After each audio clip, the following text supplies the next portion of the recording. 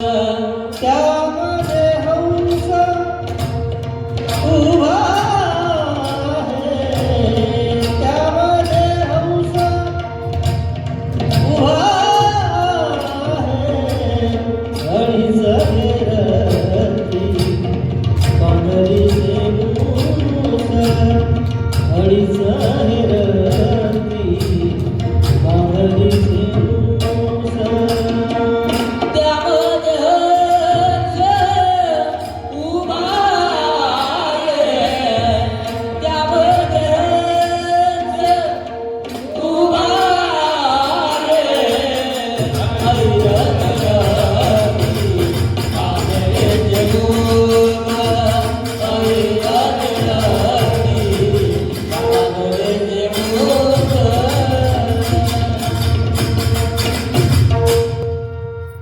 पहिल्या मासी होता गोळा, दुसऱ्या मासी शिर झाला. पण त्या गोळ्याच्या अगोदर का असते? ज्या मनुष्य आईच्या गर्भामध्ये समाविष्ट होते, पहिली अवस्था पहिल्या महिन्यातली, पहिल्यामध्ये काय असतं? आपण मूस असते, लक्षात ठेवायचं, मूस. तर मित्र, एक महत्वाचा प्रश्न सांगून देतो तुम्हाला, समोर ठेवतो. हे जे पुरुषाचं बीज आहे, हे बाहेर असते शरीराच्या. ऐकण्याला एक गोष्ट आहे. आणि स्त्रीचं जे बीज असते, हे शरीराच्या आतमध्ये असते. पुरुषाजवळ जे शुक्राणू आहे, त्याची फॅक्टरी बाहेर आहे, लक्षात ठेवायचं. आणि स्त्रीच्या बीजांडामध्ये जे बीजांड तयार होते गर्भाशयामध्ये, ते आतमध्ये आहे. तर मित्र, परमात्मा परमेश्वरानं शुक्राणू ठेवण्याची फॅक्टरी दोन फ्रीज आहे, बाहेर लटकत राहते. तुम्ही समजून जा. बीजांड का बाहेर ठेवले सर? आपल्याला माहीतच नाही आपली उत्पत्ती कुठून होते म्हणून. पुरुषाला माहीतच नाही. परमात्मा परमेश्वराने हे बाहेर जो समूहाचं बीजांड आपल्याला दोन दिलेले आहे, हे कशासाठी दिले आहे? कधी विचार केला? त्याच्यामध्ये जर काही गडबड झाली तर कोणता रोग होते? हायड्रोसिल. कोणता होते? हायड्रोसिल. लक्षात ठेवायचं. आणि त्याचं मोठं ऑपरेशन होते. आणि ते जर बरोबर झालं नाही तर माणूस दगावला जाते, लक्षात ठेवायचं. पण मी तुम्हाला एक अत्यंत महत्वाची गोष्ट सांगतो. हे बीजांड बाहेर का ठेवलेले आहे? हे शुक्राणू ठेवण्याची फॅक्टरी बाहेर का ठेवलेली आहे? तर मित्र, आपले जे शुक्राणू आहे, ज्याच्यापासून आपली उत्पत्ती आहे, त्याचं तापमान हे 34 सेल्सिअस लागते, लक्षात ठेवायचं. आणि तुमच्या शरीराचं तापमान ते 36 अंश आहे. फक्त 2 अंशाचा फरक आहे. जे आपले शुक्राणू आहे ते 36 अंश, याच्यामध्ये जिवंत राहू शकत नाही. म्हणून परमात्मा परमेश्वरानं अशी अवस्था केलेली आहे का ते दोन फ्रीजर आहे, हे बाहेर ठेवले. म्हणजे तुमची 34 सेल्सिअस तापमान राहिलं पाहिजे, तुमचे शुक्राणूवाने जिवंत राहिले पाहिजे. हे कारण आहे मित्र. म्हणून तिथं जर थोडंसं लागलं, पुरुषाला अनुभव आहे, त्या जागेवर जर थोडीशी टचिंग झाली, थोडासा मार लागला तर जीव निघाल्यासारखं होते. काय होते? जीव निघाल्यासारखं होते. म्हणून मित्र, अत्यंत महत्वाची जागा आहे आणि तिथं व्यवस्था केलेली आहे शुक्राणूची. आणि स्त्रीमध्ये जे बीजांड आहे, त्यात ते आतमध्ये सोय केलेली आहे. त्याचं जे काळ आहे, प्रत्येक स्त्रीमध्ये 28 दिवसाच्या नंतर बीज तयार होते, लक्षात ठेवा, दर महिन्याला. आणि त्या बीजासोबत जर शुक्राणूचा संबंध आला नाही तर ते बेकार झालेले बीजांड बाहेर टाकणं म्हणजे विटाळशील होणं. म्हणून आमच्या अवधूतनामामध्ये महाराजांनी प्रश्न विचारतात का ज्याच्यापासून तुम्ही निर्माण झाले त्यालाच तुम्ही अपवित्र म्हणता. तुम्ही विटाळाचे हो, आम्ही विटाळाचे, दूर दूर नेमता कैसे आपण सर्वजण निर्माण झालो ना विटाळापासून झालो, लक्षात ठेवायचं. विटाळी जन्मले होते आणि आपण सगळ्यात सुखाचं वाईट कोणतं समजतो? बापा जमत नाही. म्हणून मित्र विटाळाची उत्पत्ती आपल्यापासून आहे, लक्षात ठेवा. आपल्यापासून विटाळ आहे आणि विटाळापासून आपण. म्हणून महाराज अत्यंत महत्वाची गोष्ट सांगते, तुम्ही विटाळाचे हो, आम्ही विटाळाचे आणि दूर दूर नेमता. अरे सर्व विटाळापासून तयार झालं. विटाळ जर समजायचं विटाळाची पीठ नाही झाली तुमची उत्पत्तीच नाही आहे. म्हणून मित्र ऋत हे गमन करते दोघे जण, बंधना वाचून साच्या होईना.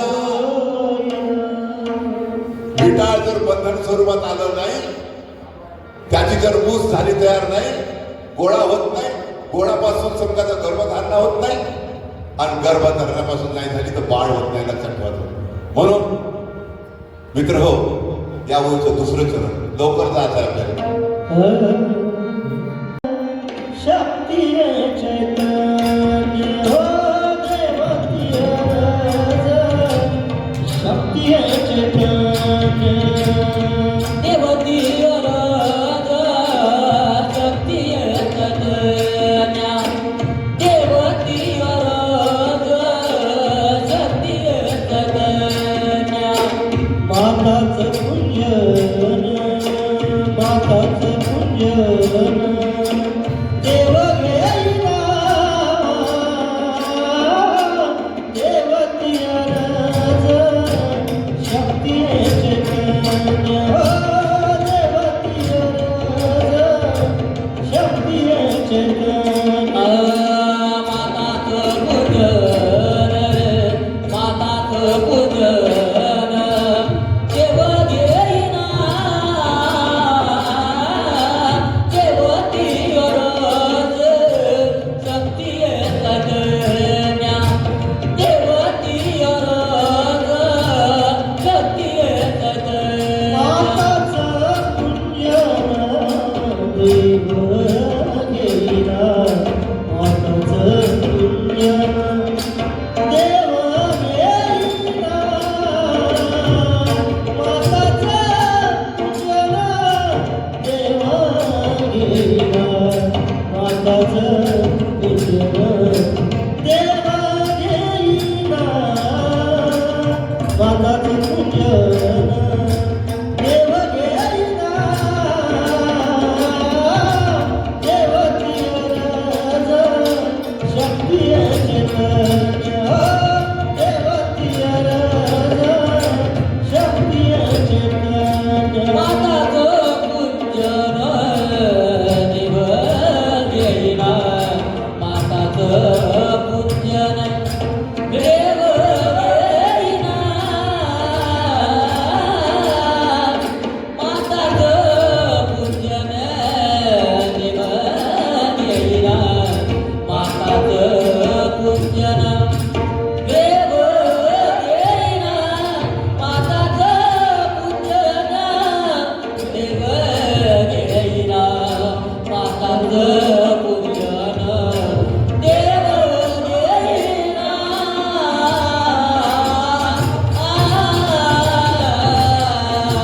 देवती रज शक्ती चैतन्य देवती रज शक्ती चैतन्य देवतीय रज शक्ती हे चैतन्य माताचं पुण्यन देव घेईना. असं भजनाद्वारे तर संगत होतो भजन समजत असत. आम्ही जेवढे दिवस झाले भजन करून राहिलो, आमच्या डोक्यात नाही येऊन राहिलं तर तुम्ही पहिल्यांदाच ऐकत आहे. देवती अरज अवधूत नामामध्ये अर्ज शब्द वापरले जाते. कोणता? देवाने अर्ज करतो. अ म्हणजे नाही आणि रज म्हणजे शक्ती. जिथं माया नाही आहे असा भगवंत देव. आणि सर्वात समोरचं एक चरण आहे महत्वाचं, और ती टोक. माताचं पुंजन देव घेईना म्हणजे गर्भधारणा हे स्त्रीच करू शकते. लक्षात ठेवायचं आदिमाय शक्ती. पुरुष गर्भधारणा करू शकत नाही. म्हणजे माताची जे शक्तीपाशी जे रज आहे ते पुरुष रुजवू शकत नाही, जनन करू शकत नाही. त्याला आपण प्रजनन म्हणतो, नाही करू शकत. म्हणून श्रीमंत जे आलेले आहे सर्वांनी त्यांचं म्हणून माताचं पूजन देव घेईना. जर समजून घ्यायचं गर्भधारणा व्हायची असत तर या सृष्टीमध्ये फक्त जी स्त्री आहे हे स्त्रीच गर्भधारणा करू शकते. कारण तिची जे रचना आहे, तिचं जे स्ट्रक्चर आहे, असं भगवंतानं बसवलेलं आहे का स्त्रीच फक्त गर्भधारणा करू शकते. म्हणून माताचं पुण्य देव घेईना. पुरुष कधीही गर्भार होऊ शकत नाही. कितीही जरी रस दिलं स्त्रीनं तरी पुरुष गर्भार होऊ शकत नाही. पण पुरुषानं जर बीज दिलं तर समजून घ्यायचं आधी माया शक्ती गर्भार राहिल्याशिवाय राहत नाही. कारण अवादी बीज गर्भीन झाली ब्रह्मा विष्णू रुद्रवादी. पुरुषाला बीज द्यावं लागते आणि स्त्रीला रथ द्यावं लागते. आणि याच्या त्यामुळे जे फर्टिलायझर जे आहे त्याला आपण जनन म्हणतो. याच्यामध्ये एक मोठी गंमत आहे, ते सांगून देतो आणि समोर चालतो, वेळ कमी आहे. मित्र हो, तुम्ही जे निर्माण झाले ना, आपण जे निर्माण झालो एवढ्या सोप्या अवस्थेतून नाही झालं. लक्षात ठेवायचं ज्या वेळेस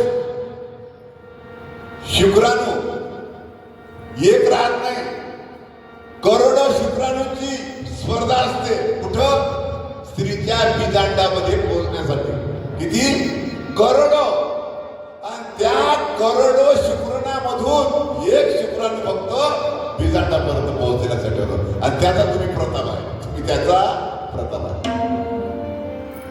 इतर शुक्राणूला मरावं लागतं. लक्षात ठेवतो एकच असा सती राहते आणि एकच तो बीजांडापर्यंत जाऊन फर्टिलायझर करते. म्हणून करोडो जीवामधून जीव हा निवडला आहे.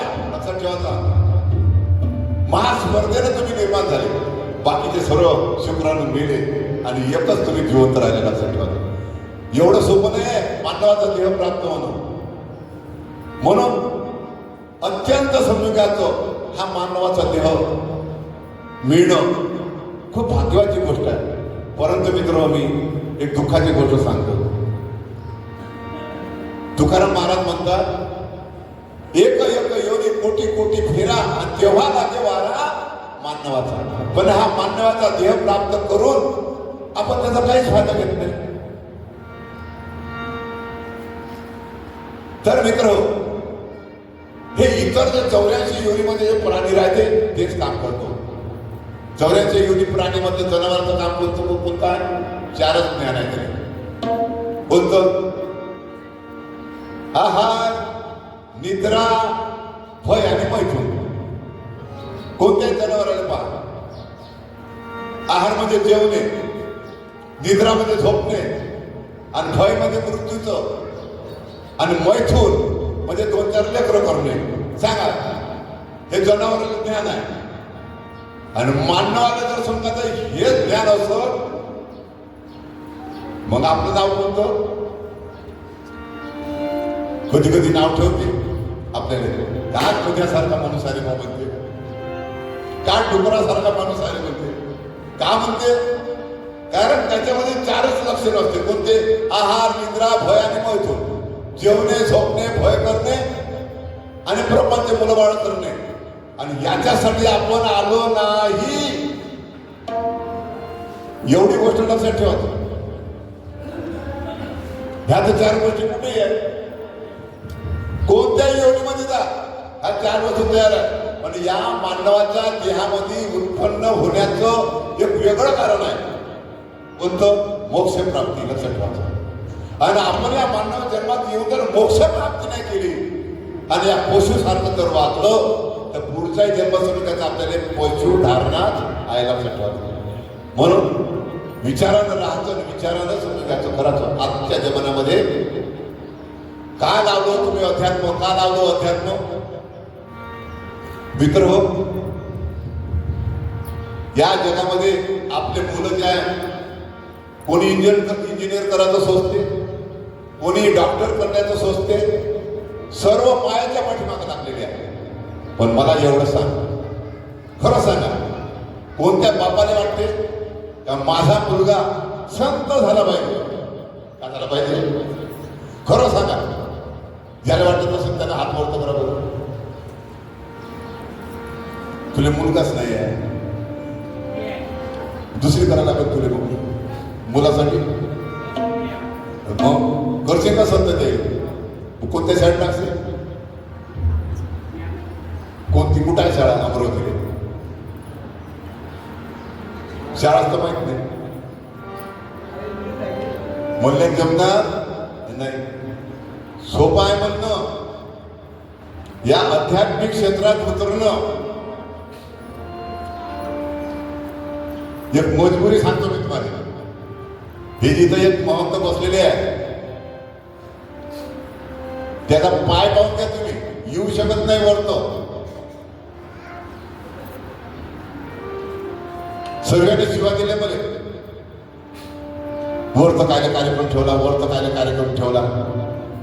पाय दुखून राहिले, पाय दुखून राहिले. काही काही गोष्टी अशा असते जे मनाच्या विरुद्ध जर करायला लागते. या आध्यात्मिक क्षेत्रात पडणं एवढं सोपी नाही. लक्षात ठेवतो. खूप त्याग करायला लागते. लक्षात ठेवतो. पहिले तर समजायचं आपल्या कुटुंबाला नाराज करायला लागते. आणि आज आपण कुटुंबाला खुश करण्याच्या मागे लागलो. आपल्याला कोणी काही म्हणून करा बुवा, आपल्याला आपलं पोरगं म्हणून का काही, आपली सून म्हणून काही, आपल्याला आपली पत्नी म्हणून का काही, आपण सर्व मायेला खुश करण्यासाठी लागलो. या समजायचं मित्र हो. परमात्मा परमेश्वराच्या पाठीमागं कोणी लागलं नाही. करा हो निरंजनाच्या भेटी, कोण धरल्या जीवाच्या वाटी. हा जीव कसा आहे, जीव कसा आला, आपण कुठं जाणार आहोत? खरंच तुम्ही सकाळी उठून दोघं जण नवरा बायको विचार करता का? कोण कोण करते का? आता पण विद्यावर कुठे जाणार आहोत? आपण दोघं जण विचार कोणता करतो का आपल्या नाताचं कसं होईल? आपल्या नाताचं आपण नाताने काहीतरी करून ठेवलं पाहिजे. जीवाचा उद्धार नाही, आपला स्वतःचा कोणीच विचार नाही करत. आणि करत असं तर सांगा सकाळी दोघं पत्नी पत्नी एका जागी बसून आपल्या उद्धाराचा जर विचार करत असेल, मला तुम्ही सांगा, आपण उद्यापासून दोघं जण मंदिरात जातो पहाटे. कोण कोण विचार केला? हा, उद्यापासून समजून घ्यायचं, नातीले थोडं दवाखान्यात न्यायचं आणि नाताने समजून घ्यायचं या विचारात. परंतु आपल्या घराण्यातल्या एखाद्या मनुष्याला, एखाद्या लेकराला संत बनवायचं, भक्त बनवायचं, ध्रुव बनवायचा आहे का कोणाची हिंमत? आणि कोणाची हिंमत असत तुम्हाला सांगा. पण मी सांगतो तुम्हाला, काही जीव असे आहे तर माझ्या ओटात टाकले. हा तुमचा, हा तू हा त्या बापान नाही केलं, तेवढं ट्रेनिंग नाही केलं त्या बाबा. बांधव महालो महावय म्हणते का म्हणते? नाही तर मग म्हटलं असतं बाबू 8 वाजता निघ म्हणलं असतं, लवकर महाराजाला काम आहे म्हणलं असतं. काय करायला लागते? अर्पण करायला लागते. लक्षात ठेवायचं. बस एका माणसाची गोष्ट सांगतो, समोर चालतो.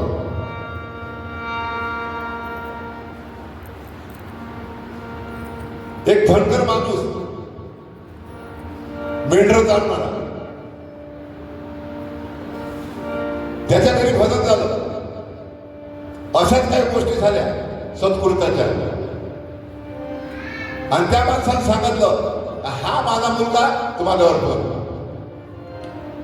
तर मित्र तुम्हाला ती गोष्ट सांगतो, आजपर्यंत हजारो कार्यक्रम झाले असत. किती? 1000 कार्यक्रम, 2000 झाले सर, 5000 झाले सर. पण एकच दिवस काय बोलतो बघतो, एकच दिवस ती धर्म संकट होतो. लग्न उद्या, हळद आज लावू, तरी समजून घ्यायचं कार्यक्रमात तयार, लक्षात ठेवायचं. म्हणून जसा तुम्ही त्याग कराल तशी तुम्हाला प्राप्ती होईल, लक्षात ठेवा. म्हणून ज्याच्या मुखची तुम्ही ओवी ऐकत आहे तो आमचा संतोष सांगतो, त्याच्या वडिलांना माझ्या ओटीत टाकलं. आणि आज अवधूत संप्रदायामध्ये त्याला असा एकही जीव नाही का ओळखत नाही, म्हणून लक्षात ठेवायचं. म्हणून त्याग काय पाहिजे? भक्तीसाठी त्याग पाहिजे, लक्षात ठेवायचं. त्यागाशिवाय जमणार नाही. हे जे माझे समजून घ्यायचं लोक आलेले आहेत, हे 100 किलोमीटरवरून आले आणि 5 किलोमीटरवरून 10 किलोमीटरवरून लोक येऊ शकले नाही, लक्षात ठेवायचं. त्याचं कारण आहे हरिनामासाठी, परमात्मा परमेश्वराच्या कार्यासाठी त्याग पाहिजे, लक्षात ठेवायचं. भक्ती, ज्ञान, वैराग्य, सत्वगुण साधवले ज्ञान, आणि तो नाथामध्ये एकच अनामिक झालं, एकच असते, लक्षात. म्हणून अध्यात्म क्षेत्र एवढं समजायचं सोपं नाही मित्र. परंतु मी एक गोष्ट सांगतो, तुम्ही मायेसाठी कितीही करा, या मायेचा गड्डा बुजणार नाही, एवढा सखोल आहे. किती टाका नव्हतो मुंगीने जर ठरवलं विहीर बुजवायची, नाही बुजणार. तशासारखं आपण जे आहो ना, कुटुंबासाठी, घरासाठी, जगासाठी तुम्ही कितीही करा, तरी एक दिवस असा येईल, यायनं काय केलं, यायनं आमच्यासाठी काय, लक्षात ठेवा.